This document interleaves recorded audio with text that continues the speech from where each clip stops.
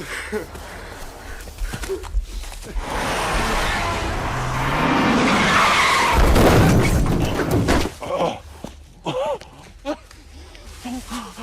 God. Please, I need All a right, cell phone. I've got it here. Hello? Honey, listen to me. Don't let anyone inside. Get in the house right now. Dad, Do not... they're already here.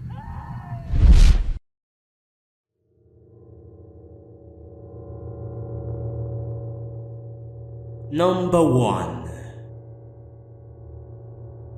I just recently had a baby boy, and over the past few months since his birth, I've spent a lot more time home alone during the day while my fiancée is at work. A few weeks ago, we had an incident that started a rather horrifying series of events. It was early morning, around 7 AM, and my fiancé had already left for work. After spending the morning feeding and lounging with the baby in our bedroom, he fell asleep in my arms, so I moved him into his bassinet located right next to the queen-sized bed. We live in a one-story home, so all of our rooms are ground floor. There are 2 large windows in our bedroom. They are narrow but stretch from floor to ceiling and let in a lot of beautiful natural light. After laying the baby down, I went to the kitchen to do some dishes. As I left the bedroom, I noticed that my cat was laying on the bed near the bassinet. When the baby first came, I never left the cat unsupervised with him. My cat is a very small female cat and very quiet. However, I know that sometimes pets can act up when a new baby is born. Our son was now about 2 months old and the kitty has been mostly disinterested in the baby, so I was no longer worried. I grabbed the baby monitor just to be safe, but felt pretty secure letting that cat sleep in the same room as the baby. I had been in the kitchen doing dishes for about 10 minutes when I heard the baby fussing a bit on the monitor. He whimpered a few times and I kept an ear out to see if he had fully woken up or if he was just falling in and out of sleep. Suddenly, I heard the cat, through the monitor, hissing and growling loudly. It was a deep, throaty growl that I'd never heard from her before. At the same time, the baby started wailing. The only time I've ever heard him cry that type of cry before was when he got his shots. It was a cry of real fear. I then realised my worst fear was happening.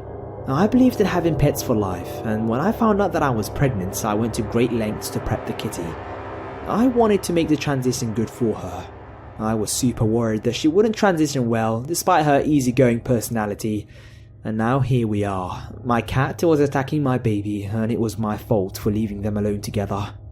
At the first sound of the hissing and my baby's wailing, I dropped everything with the soap still on my hands and sprinted the 2 rooms over back to my bedroom. I walked into a scene that I didn't expect at all. The baby was kicking around in the crib, red-faced and crying, and the cat was sitting at the foot of his bassinet facing away from the baby. She was facing the window across the room, puffed up and still growling. She wasn't attacking the baby. She was positioned to defend him. I looked to the window but saw nothing. The thick drapes were still drawn with a small open space between the fabric where the 2 drapes met in the middle. I pulled them back and saw nothing out front. The cat had now stopped hissing but was still quietly growling in a hunched up position. I picked up the baby to comfort him and pet the kitty until she calmed down. I didn't know what to think, but I was really on edge. It was so out of character for her to react to random sounds or noises. I have never seen her so afraid. I remained unsettled for a few hours, but eventually forgot about it. A few days later, this time in the evening, I sat with the baby in the living room, between the bedroom and the kitchen, reading a book. My fiancé was home and just going to bed for the evening. It was about 9 PM. He gets up at around 5 AM for work, and so he doesn't stay up very late. He was in our bedroom with the door closed, and I sat in the living room on the sofa. Our sofa is directly in front of a large bay window. It's very wide and goes floor to ceiling. The drapes were still open, and it's not quite dark outside yet. The sun is just starting to set. At some point, I sat the baby down on a mat in the middle of the living room floor and went to the kitchen to get something to eat. While preparing some rice, I started to get a prickly feeling on the neck. I felt as if someone was watching me, or for some reason I felt really reluctant to look out the kitchen windows, which were also open. I quickly finished making food and decided to take it into the living room to eat. I didn't want to spend any more time in the kitchen. I walked back into the living room, bowl in hand. The doorway faces the large windows, and so I was facing the giant windows as I walked in. That's when I saw her. There was a woman. She looked to be in her late 20s, early 30s, and she was staring, nose pressed up against the window, looking directly at my baby. She didn't seem to notice that I'd walked into the room. She just intently stared at the baby. She looked angry. I felt terrified. I jumped and grabbed the baby and yelled for my fiancé. The lady in the window then took off running. My fiancé came out in his boxers and was still half asleep. I told him about the woman and then about the previous day when the cat defended the baby. I became convinced that she had been watching the baby that day as well. The last incident happened fairly recently and I haven't noticed anything since, but I'm afraid that she's not done yet. I honestly think that she wants my baby, and I can't explain why I think that, but I'm convinced that she wants to kidnap my baby. Number 2. I was living in Scottsdale, Arizona at the time. I believe it was around 2000, and I was 8 or 9, depending on the month. I'm not 100% sure. Well, there used to be a huge park just behind the row of houses that were facing mine. Now, I could walk there in less than 5 minutes, and I did frequently, because I was new to the neighborhood and was hoping to meet some new friends to play with. After a while of doing that, I had a few people I would call friends. One weekend, I head over to the park after Saturday cartoons. Everything was going well until some alcoholic man pulls up and starts yelling at me from his pickup truck. I ignore him and keep playing on the monkey bars. He gets out of the truck and starts chasing me. I was always playing tag and running with the friends that I had made, so I easily ran through the playground and avoided him for a little while. But I was really scared. And then I see a woman with a baby sitting in the shade 60 yards or so away from me, so I ran as fast as I could to her, and then he decides to walk over to her to avoid suspicion. He tells her that he's my dad, and I'm grounded and shouldn't be outside. I explained to her that I've never met this guy before and he's trying to kidnap me, and then, luckily, she believes me and confronts the man and tells him to go away. And if it wasn't for that nice lady with the baby, I don't know if I would be here today. Number 3. Earlier this year, when our exams had finished, my friends and I decided we'd go clubbing to blow off some steam and celebrate. The club we decided to go to is one with 3 floors, with each floor playing a different style of music, so as usual, as soon as we were inside, we decided to split up.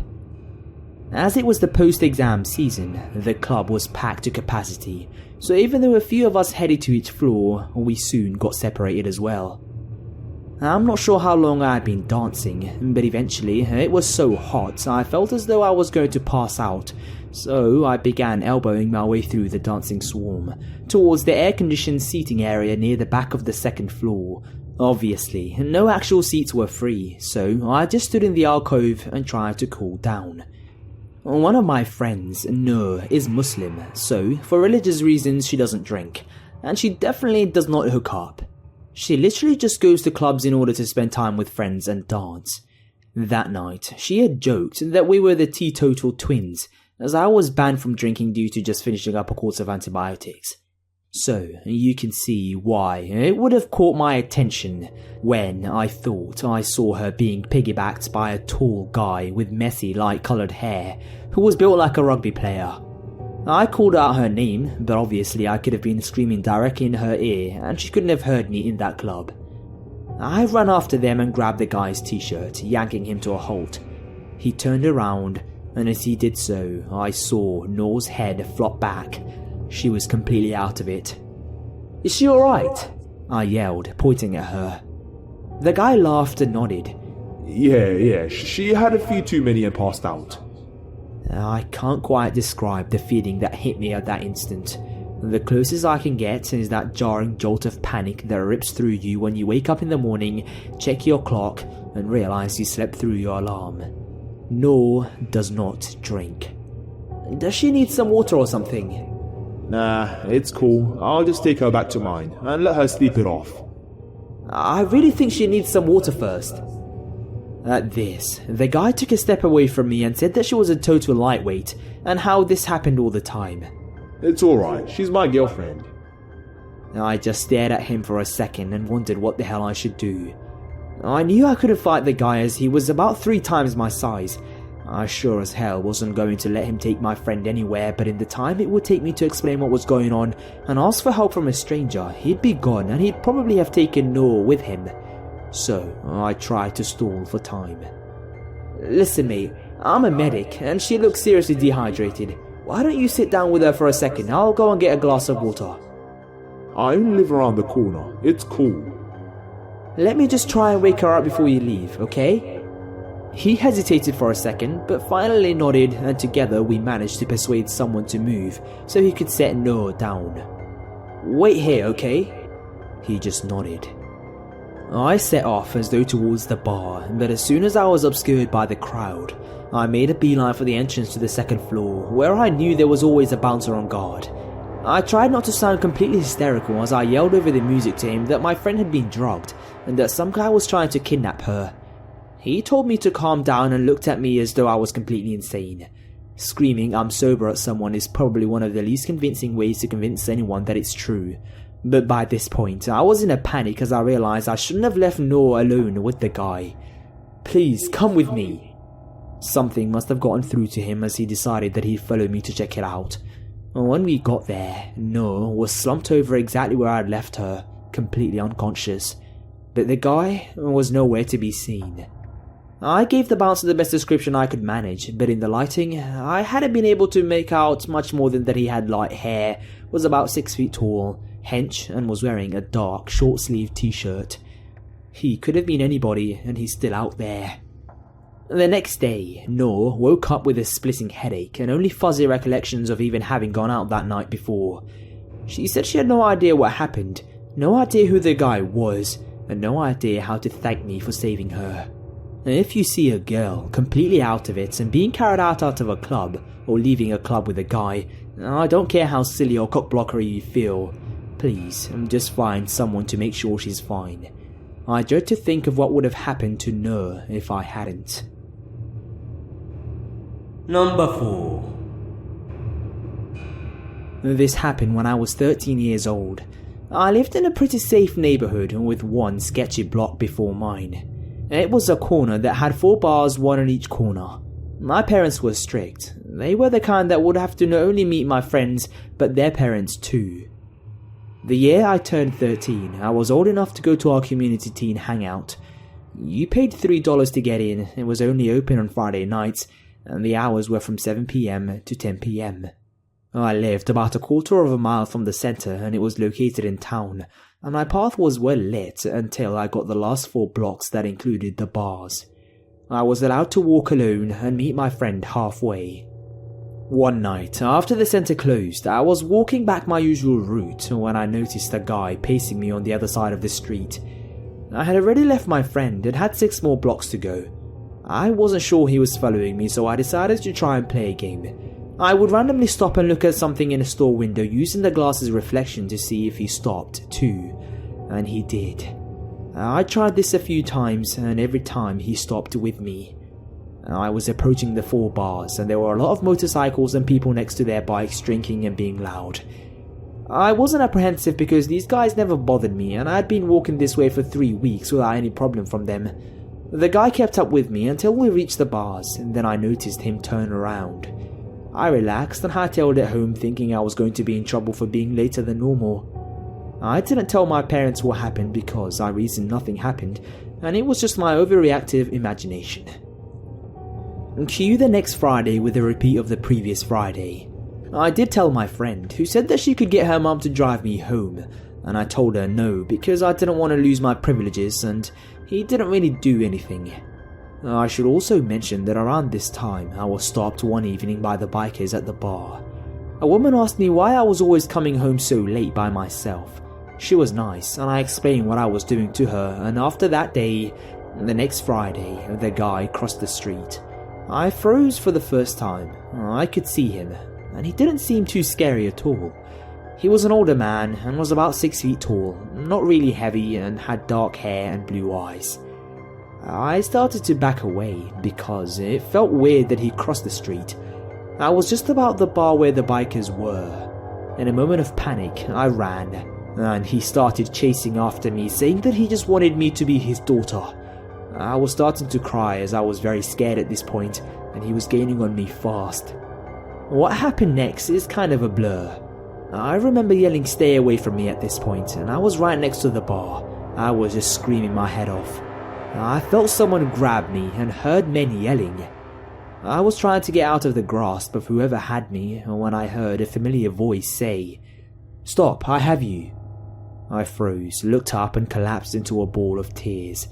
The other bikers had the guy and someone called the police. My parents picked me up and I thought I was in so much trouble with them, but they just hugged me and said it would be okay. I don't know what happened to the guy, and my parents stopped me from going to the center for a while. I did get a chance to thank the people that helped me, and I hope that guy gets help so he won't try to kidnap someone else and take them as their daughter. Number 5. This just happened a few nights ago, and I decided it would be a good story to share. I'm not from an English-speaking country, so I apologize if there's any weird phrasing. So, I live in student accommodation, or dorms, where a strict curfew is implemented to keep us students from partying all night. At exactly 9 PM, all dormers should be inside the building or else they get locked out for the whole night. But this never really deterred a few dormers of mine from partying all night. Numerous times, I get to see them sleeping in the front steps of our dorm as I'm heading out in the morning for a run. Also, security isn't really an issue since the front doors of our dorms are glass, and there is a security guard from inside that gets a clear view of the front building. Anyways, so it was 2 in the morning and I was just heading home from a thesis meeting with my group. Dreading the thought of sleeping outside my dorm, I pleaded for my group mates to accompany me home so that I had proof that I didn't go out partying. Thankfully, my group mates obliged and we all started walking to my dorm. We were just rounding the corner to my dorm building when, suddenly, one of my group mates lets out this blood-curdling scream. We were all shocked and snapped our heads towards her, only to realize she was looking straight up ahead. We all turned to see what she was staring at, to find a van in front of our dorm with the side door open and 2 men carrying a sleeping girl in between them. An instinct took over me and I found myself sprinting towards the van. Thankfully, the rest of my group follows behind me, because I honestly didn't know what to do when I reached the van. Luckily, alarmed by our number and at the scream that would have been heard for miles, the men dropped the girl they were carrying and rushed back into the van before driving away. The girl they were trying to kidnap wakes up at the exact same time the security guard ran out to investigate the commotion.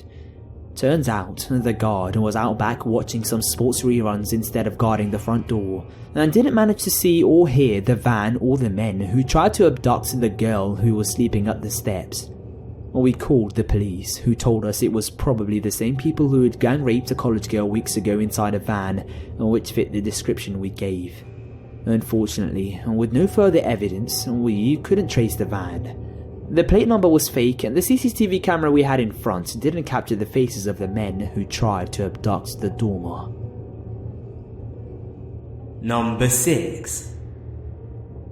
When I was around 7 years old, my parents would always take me to a local grocery store and always ignore my complaints on how boring the trip was.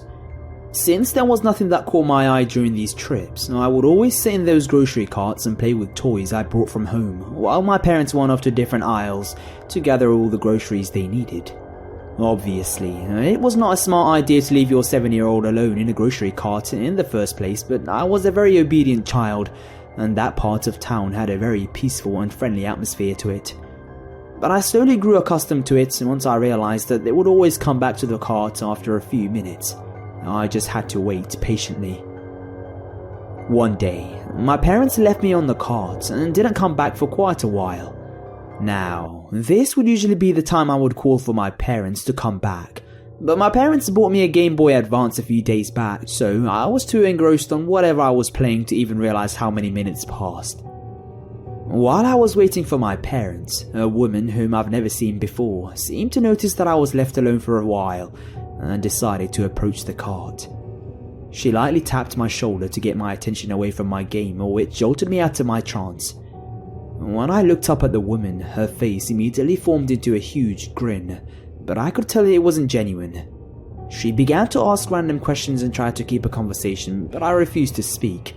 I was a very shy child and always hated talking to adults who were not my parents. "What's your name, sweetie? Aren't you bored sitting on that car alone? Where are your parents?" I didn't reply to her.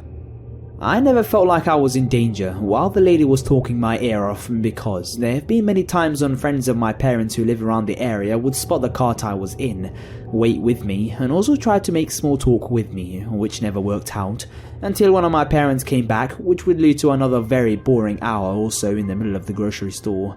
Anyway, the woman actually gave up making small talk and began to push the cart and said, "Why don't we look for your parents together?" Again, I didn't say anything since I assumed they were one of the million friends my mother and father had. We were near the market doors until I noticed my father inside an aisle carrying a bunch of items. I called out to him and said something along the lines of, "Dad, your friends want to see you." When my dad looked up to see where I was, his face turned pale when he saw the situation I was in and just dropped everything he had in his arms and tried to rush over to the cart shouting my name. The woman at this point began freaking out and began to push the cart even faster. We were just out of the store and about halfway into the parking lot when she realized that she couldn't outrun my dad if she kept pushing on the cart. In a complete panic, she let go of the cart and jumped into a car with a male driver before speeding off. It was obvious that she didn't care about my safety. Now, here I was at 7 years old in a shopping cart screaming bloody murder as it rolled onto the street. I'm guessing there was some kind of a dent or something on the road, because the cart then fell on its side, which gave me massive scrapes and bruises to the left side of my body. Seconds later, I hear my dad screaming and quickly picking me up off the ground. Cops were called and my dad gave a statement. Unfortunately, he couldn't get the license plate of the car because he saw me fall onto the street and ran full force towards me, not even realizing the woman escaped with her companion. I had to get a few minor stitches here and there and had a limp for a few days, but other than that, I was fine. Hey guys, it's that Grim Raider here. So, thank you very much for listening through that, I appreciate it. If you haven't subscribed, what are you doing? Come on, you've got to subscribe. I mean, you might as well just slap a like, just throw in a comment here and there. You know, just because you can, really. I mean, nothing's stopping you from doing it, right? No, but seriously, thank you very much for listening through. If you want to listen to more stories like this, on the screen, you can click on either video, that's the 2 previous videos, or you can go in the description and there's also a link to the previous video. There's also a playlist link, which will lead you to a lot of videos very similar to this with hundreds of awesome stories like these. So yeah, with that, I leave you with thank you very much, and you'll hear from me very soon.